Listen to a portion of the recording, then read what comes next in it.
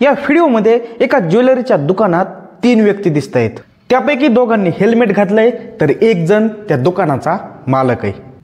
काउंटरच्या पलीकडे लाल टी शर्ट घातलेल्या माणसाच्या हातात पिस्तूल दिसते, तर दुसरा काळा टी शर्ट घातलेला व्यक्ती दुकानाच्या काउंटरच्या आतमध्ये येऊन पिशवीत काहीतरी भरताना दिसतोय।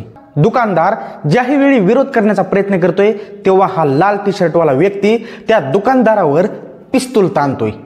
या दुकानदाराच्या नजरेसमोर त्याच्या दुकानातील माल लुटून नेला जातोय, पण या दुकानदाराकडे पाहत बसण्याशिवाय दुसरा काही पर्यायच नाही। या व्हिडिओमध्ये त्या दुकानदाराची व्यथा स्पष्ट दिसून येते। काळा टी शर्टवाला व्यक्ती पैसे आणि दागिन्यांनी भरलेली बॅग घेऊन बाहेर जाताना दिसतोय। काळ्या टी शर्टवाला व्यक्ती बाहेर जाताच दुकानदाराने काउंटरच्या बाहेर येण्याचा प्रयत्न केला, पण लाल टी शर्टवाल्याने त्याला तिथून ढकलून दिले। शेवटी जाता जाता लाल टी शर्टवाल्याने दुकानदाराला धमकावून तिथंच उभं राहण्यास भाग पाडलं।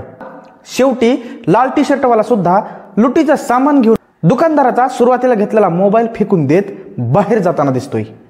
हा व्हिडिओ तर इथंच संपला, पण त्याची स्टोरी इथूनच सुरू झाली।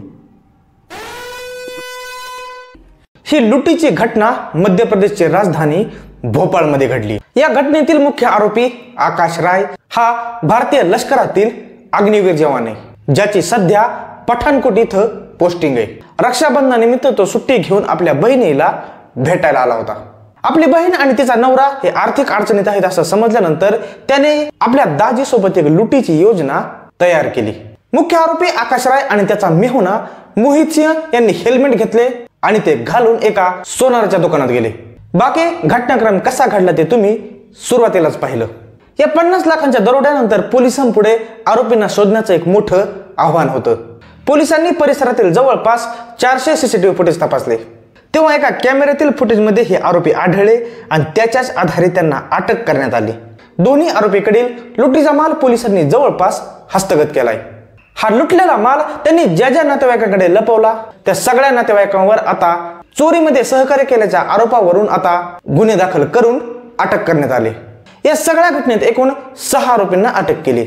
या अग्निवीर जवानाचा बहिणीला मदत करणे हा उद्देश चांगला होता, पण कोणाला तरी लुटून किंवा चोरी करून बहिणीला मदत करणे हा पर्याय मात्र चुकीचा होता। या व्हिडिओबद्दल तुमची मते कमेंट बॉक्समध्ये टाईप करा। व्हिडिओ आवडला तर व्हिडिओला लाईक करा, शेअर करा आणि सोबतच चॅनलला सबस्क्राईब करा। धन्यवाद।